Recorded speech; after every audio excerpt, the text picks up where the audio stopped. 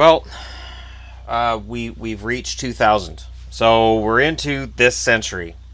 Depending on whether you see the century starting in 2000 or starting in 2001, but either way, we're now into the 2Ks.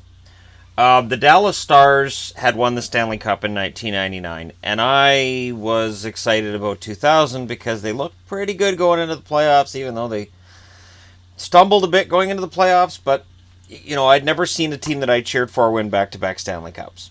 And it wasn't that long since Detroit had won back-to-back, so I thought maybe Dallas would win one too. Up until the late 90s, it was quite standard if a team wins a Stanley Cup, they're going to win another one. So I had figured that Dallas would probably win another one, and I was all excited about it.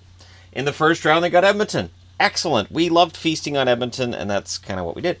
They won 2-0, or 2-1, 3-0. They lost 5-2 in Game 3. They won Game 4, 4-3, and then they won Game 5, 3-2. Edmonton, done. Nice rest, and then San Jose in the second round. San Jose didn't scare me either. They got back-to-back shutouts the first two games, 4-0 and 1-0, courtesy of Eddie the Eagle Belfour.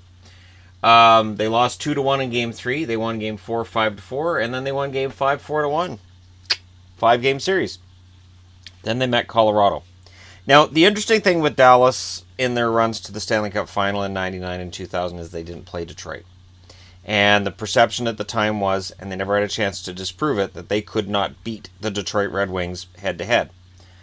So they met Colorado, and I had concerns because Patrick Roy was Patrick Roy.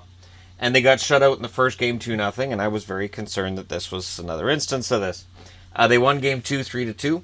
They lost Game 3, 2-0, and I was pretty nervous at that point.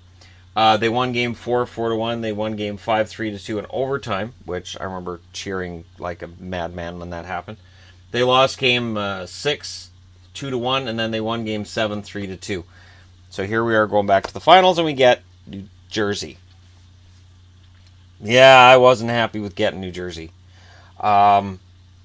I knew what we were getting in the Devils, and I knew that didn't necessarily work with Dallas. Now, Dallas had been a pretty defensive team all year, but I knew that coming up against the Trap, this was going to be a problem. Game 1, they lost 7-3. That's how the Trap works. If you walk into it, and if you're making those mistakes and you're pinching and they catch you, the score can be as high as a 7-3 score.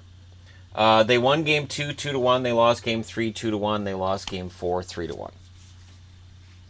So it was a 3-1 series for New Jersey at that point. Game 5 was exciting. It was scoreless into triple overtime. Did I say exciting?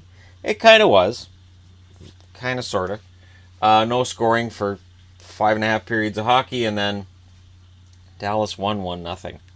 And I remember I was excited, and at the same time I thought, don't get my hopes up and then lose. Game 6, they lost in double overtime. So the Stanley Cup is awarded in double overtime to New Jersey in a 2-1 game. Dallas put up one heck of a fight. And by Dallas, I mean Eddie the Eagle Belfour. Look at the shots in the final. New Jersey led on the shot clock every single game. 26-18, that's a slow game. 28-17, also a slow game. Look, 44 shots the whole game. 45 shots in the whole game. This one had 54.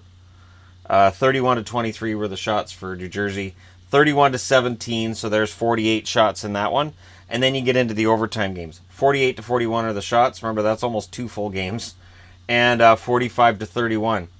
So New Jersey playing the Trap, and that's what it was, kept the shots against way down.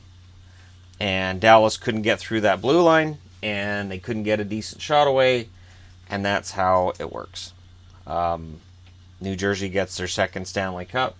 They weren't as trappy as the first time around, but they were still pretty neutral zone trappy. And when you see a shot totals that are that low, that's what you're looking at. You're looking at a team that's kind of sitting back, waiting for just counterattack options rather than a full-on attack. Brett Hull led the way in scoring for the Dallas Stars with 11 goals and 13 assists. Mike Modano, 10 goals and 13 assists. Joe Nieuwendyk, 7 goals and 3 assists. Those are the 3 Hall of Famers on the team. But there are other guys that I think probably should be there. Scott Thornton, 2 goals and 7 assists. Sergei Zubov, 2 goals and 7 assists. I wouldn't be surprised to eventually see him in the Hall of Fame. Jamie Langenbrunner, a goal and 7 assists. Doesn't belong in the Hall of Fame on score, but belongs there based on his name. I mean, pretty awesome name. Richard Matvejuk, 2 goals and 5 assists. Daryl Sador, 1 goal and 6 assists. Guy Carbonneau, 2 goals and 4 assists. Likely never makes the Hall of Fame, but honestly, he was the best defensive forward. And I remember Montreal went from Gainey to Carbonneau, and it was like, this isn't fair. They basically just cloned Gainey with Carbonneau. Mike Keane, 2 goals and 4 assists. Brendan Morrow, 2 goals and 4 assists. Yuri Leitinen, 1 goal, 5 assists. Kirk Muller, another one that you could argue on some level should be in the Hall of Fame. I'm not saying any of these guys are going to get in anytime soon. I'm just saying you could argue. 2 goals and 3 assists for him. Darian Hatcher, 1 goal and 3 assists. And Hall of Famer Eddie Belfour, 14-9, 1.9 goals against, and a .931 save percentage. And that's how you can tell we're in the dead puck era, because those save percentages just ballooned during that era. But he had an excellent run. And really, honestly, when your team is outshot 6 games in a row and you win 2 of them, that means your goaltender at least stole one of those games, if not both, that you won. Brett Hull being leading scorer. Again, this was another chance for Brett Hull to prove that his reputation as a playoff choker wasn't a thing. He'd had that in St. Louis, moves on from St. Louis, and suddenly he's winning championships, and he'd go on to win them in Detroit as well. And I think of Ovechkin, this is part of the reason why I've suggested in the past that if Ovechkin got moved, that might be a good thing for him.